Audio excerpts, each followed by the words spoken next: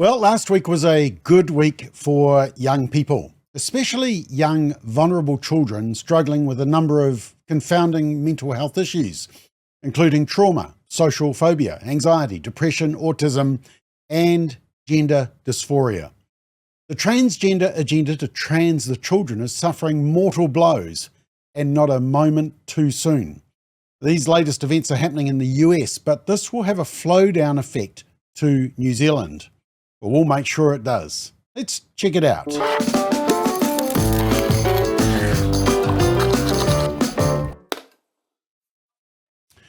So the first piece of good news was just over a week ago with this story reported by Daily Wire. And it says this: a young woman who had her healthy breasts removed at age 16 for supposed transgender medical care was awarded $2 million. Marking the first successful detransitioner malpractice lawsuit in the nation. Fox Varians, that's her name, Fox Varians, psychologist and surgeon were held liable by a jury in New York. Yeah, New York, blue state, democratic state, not exactly the bastion of social conservatism. The case is just the beginning of detransitioner lawsuits. These sorts of results could discourage doctors from advising or performing these types of life-altering surgeries on minors. And according to an article in the New York Post, it says this: Varian's case is an important milestone. It's the first time someone has been held to account for churning children through a medical system fueled by ideology rather than evidence. There are at least 28 similar lawsuits headed to trial. The lawyer said, "My guess is that a lot of the themes that came up in her case are pretty consistent through a lot of these cases. Lack of collaboration, lack of proper training or experience. Knowing that a jury will feel comfortable holding doctors accountable for this is something that I think every doctor should take seriously." Varian's lawyers alleged that the psychologist put the idea in Fox's head, the girl's head, to transition after the girl expressed feelings of gender dysphoria. Varian's mother said this: "This man was just so empathetic and pushing that I felt like there was no good decision.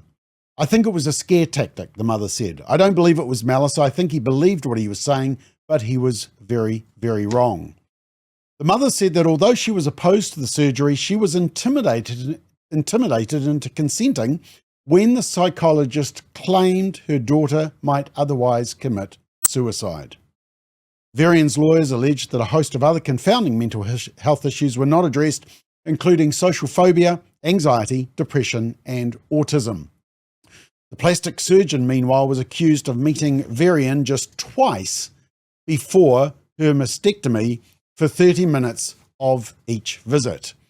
Now, look, none of this should surprise you. And it all sounds very, very familiar. We've heard the same thing in New Zealand, haven't we? I'll come back to those New Zealand examples shortly. But Chloe Cole, who spoke at our conference 2 years ago and has her own case in California, posted this, and she said, "I couldn't be more happy for Fox Varian. Detransitioners need justice. My lawsuit with the Liberty Center, that's the legal firm representing her, will further this precedent by exposing the major medical institution known as Kaiser Permanente, and that's in California. I will be giving an update on my suit next." So that was the first good news. But then the next major development, again in the US, which has been one of the leading countries on this madness, predominantly because of the fake experts at the radical group WPATH, but backed up by medical associations who should know better, but have been run from the top by radical leftists. And this was the article. And it was surprisingly reported by the New Zealand Herald. Now, I couldn't find any other New Zealand media reporting it. Correct me if I missed it, but to be honest, that wouldn't surprise me. But again, the Daily Wire reported this. A major medical association said Tuesday that it doesn't support transgender surgeries on those under the age of 19. Drawing praise from the Trump administration, the American Society of Plastic Surgeons, the ones who do the chopping, released a position statement saying that the available evidence did not support genital procedures or removing the breasts of young girls who identify as boys. The society also said there was insufficient support for placing kids on puberty blockers and cross-sex hormones. Oh, wait, what? Hang on. New Zealand government, did you hear that? I'll come back to that. Continuing, in light of recent publications reporting very low certainty of evidence regarding mental health outcomes, this is what the plastic surgeons are saying, along with emerging concerns about potential long-term harms and the irreversible nature of surgical interventions in a developmentally vulnerable population, ASPS, so that's the plastic surgeons, concludes there is insufficient evidence demonstrating a favourable risk-benefit ratio for the pathway of gender-related endocrine and surgical interventions in children and adolescents. And they recommend that surgeons delay gender-related breast, chest, genital and facial surgery until a patient is at least 19 years old. The position statement in part cited a review from the Department of Health and Human Services, that's the US's Ministry of Health, which found that there was no support for transgender procedures on minors. And I'll come back to that HHS report also. Now, in the New Zealand Herald report, it said this: in 2019, this same group, so the plastic surgeons group, opposed attempts by states to restrict transition care and said that plastic surgery services can help gender dysphoria patients align their bodies with whom they know themselves to be and improve their overall mental health and well-being. Now, the same group, plastic surgeons group, cited 3 systematic reviews by researchers at McMaster University in Ontario, Canada, who found evidence for the impact of puberty blockers and hormone therapy is limited. The overall lack of evidence on pediatric gender care prompted the plastic surgeons to revise its position. So that's strike 2, the lawsuit, and then the plastic surgeons group. And then next minute, strike 3. This is all last week. And once again, the Daily Wire reports the American Medical Association, which yields major influence as the nation's largest medical association, has reversed course on its position concerning transgender surgical procedures for minors. In a statement to National Review, the AMA said the evidence for gender-affirming surgical intervention in minors is insufficient for us to make a definitive statement, adding that it agrees with the American Society of Plastic Surgeons that surgical intervention in minors should be generally deferred to adulthood. The AMA adds that it supports evidence-based treatment, including other types of so-called gender-affirming care for minors. So the AMA is now admitting that the evidence for surgical gender affirmation is insufficient. Does that mean that they've also changed their mind about chemicalization, puberty blockers, wrong sex hormones also? And remember, it's the AMA, the American Medical Association, that has helped normalize the cutting and chemicalizing of children in the name of gender ideology. But of course, these groups are simply aligning now with the overwhelming science and, of course, the threat of financial ruin. Remember the significant and thorough Cass review from the UK in 2024, which concluded that puberty blockers should be no longer prescribed to children except in the context of research due to the powerful drugs' effects on brain development and bone health. It also said cross-sex hormones, estrogen and testosterone, should be prescribed to trans-identifying 16 and 17-year-olds only with an extremely cautious approach, and there should be a clear clinical rationale for not waiting until the teen is 18. And the Cass report also destroyed the suicide trope, better a live son than a dead daughter, which is used to manipulate parents. The Cass review said young people facing gender-related distress had no significantly different levels of suicide risk to other young people with similar levels of complex presentations. No evidence that gender-affirming treatment reduces suicide risk. And then last year, the US Department of Health and Human Services, HHS, which is, as I said, similar to the Ministry of Health, put out a significant report urging exploratory therapy, counselling for young people with gender dysphoria, rather than chemicalisation and surgical intervention approach.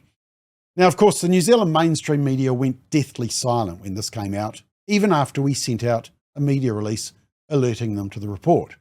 But as you'll see, this report goes completely against their favoured narrative. And the report said this: the diagnosis of gender dysphoria is based entirely on subjective self-reports and behavioural observations, this is of children, without any objective physical imaging or laboratory markers. The diagnosis centres on attitudes, feelings, and behaviours that are known to fluctuate during adolescence. And the report also talked about the significant harms. It includes irreversible endocrine and surgical interventions on minors with no physical pathology, infertility, sterility, sexual dysfunction, impaired bone density, accrual, adverse cognitive impacts, cardiovascular disease and metabolic disorders, psychiatric disorders, surgical complications, and regrets. Yeah, that's quite the list, isn't it? And the report said, the gender-affirming model of care as practiced in US clinics is characterised by a child-led process in which comprehensive mental health assessments are often minimised or omitted. In some of the nation's 15 leading paediatric gender clinics, assessments are conducted in a single session lasting 2 hours. Now, the report also rightly criticises the gender-affirming model of care recommended by the World Professional Association for Transgender Health, WPATH, a group which has been totally and utterly discredited after the WPATH files, which exposed WPATH as just pseudo-scientific surgical and hormonal experiments on children. But here's the interesting thing. Remember, here in New Zealand at the end of last year, just before Christmas, a decision by Justice Wilkinson Smith in the Wellington High Court to grant an injunction on our government's ban on puberty blockers until a judicial review takes place. That judge repeated all the talking points of the discredited WPATH, or the Association of Transgender Health Aotearoa, which is PATHA, which is aligned with WPATH. And the judge based her decision on statements which are in direct conflict with the CAS review and the Ministry of Health's evidence brief. I mean, that judge should be embarrassed by what she has written in that judgment. But here's the issue. WPATH is also the basis of New Zealand's model via this activist group, PATHA, Professional Association for Transgender Health Aotearoa. And they're just fake experts. Oh, and by the way, just to really make your day, we found out at the end of last week that Tourism New Zealand is helping sponsor and bring the 2028 WPATH conference to New Zealand. Unbelievable. Hopefully WPATH will have been sued into oblivion by then. And just finally, in terms of reports, there was a recent HHS report in the US also called out the harmful resistance to psychotherapy. And they had a go at this term conversion therapy, which actually affirms children in their biological sex. And they said this: the rise in youth gender dysphoria and the corresponding demand for medical interventions has occurred against the backdrop of a broader mental health crisis affecting adolescents. There is a dearth of research on psychotherapeutic approaches to managing gender dysphoria in children and adolescents. This is due in part to the mischaracterization of such approaches, such as conversion therapy. And that's why we'll be campaigning to overturn the deeply flawed conversion therapy law, which sadly was supported by some church leaders, because that law harms and damages gender-confused young people, not helps them.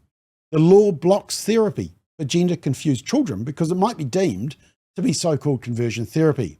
And the counsellor or the pastor, even a parent, could face jail time under the law for simply affirming the biological sex of a child and focusing on the co-presenting mental health issues.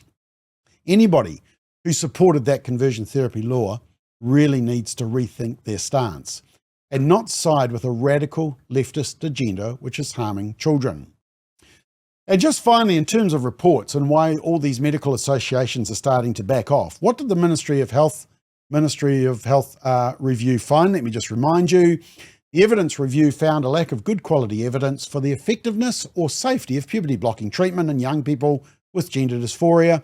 We do not have good evidence to say that the medicines used improve the longer term outcomes for younger people with gender related health needs, nor that the potential longer term risks are low.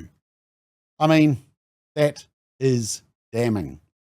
So, why the sudden capitulation of key medical groups in the US who have previously been pushing it so hard? I hear you ask. The answer is very simple. Money. They've made significant money out of it. But now the lawsuits are coming, and it's glorious to watch. And remember, it was President Trump who started all this. You don't have to like all his policies or stances or modes of communication or dumb posts, but you cannot fault him on this one. Left-wing gender insanity being pushed on our children is an act of child abuse. Very simple. Here's my plan to stop the chemical, physical, and emotional mutilation of our youth. On day one, I will revoke Joe Biden's cruel policies on so-called gender-affirming care. Ridiculous. A process that includes giving kids puberty blockers, mutating their physical appearance, and ultimately performing surgery on minor children. Can you believe this? I will sign a new executive order instructing every federal agency to cease all programs that promote the concept of sex and gender transition at any age.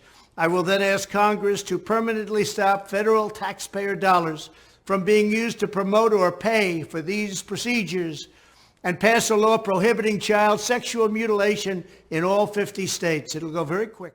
Yeah, well, that's how it started. And so credit where credit is due. Now, just finally, last year we published the testimonies of two young women, Issy and Zara.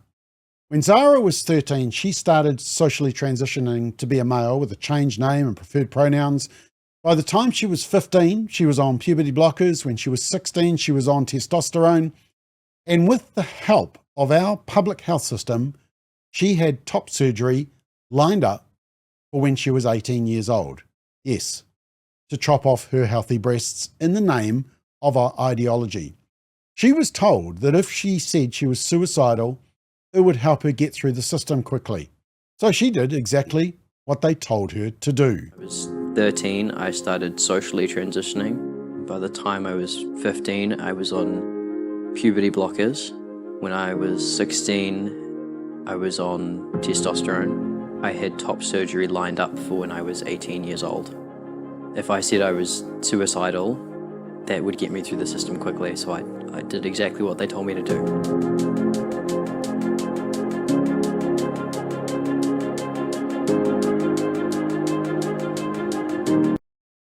Yep, and you can watch that on our YouTube channel, on our website. And also Issy.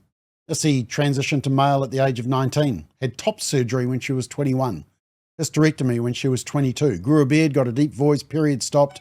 There was more sweat than she could make muscle easily, all the stuff she wanted, but she also got massively depressed.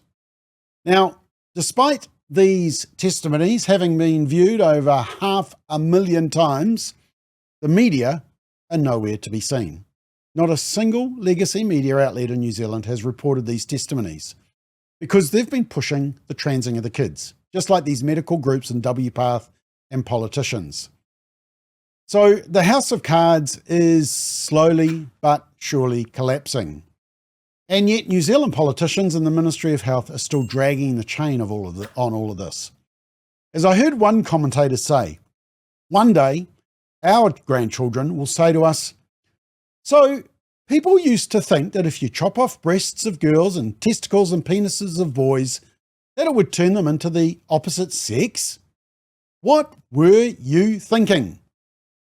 Yes, we will all look back on the madness and shake our heads, especially those who thought it was loving or kind to buy into the ideology, including too many church leaders who should have known better.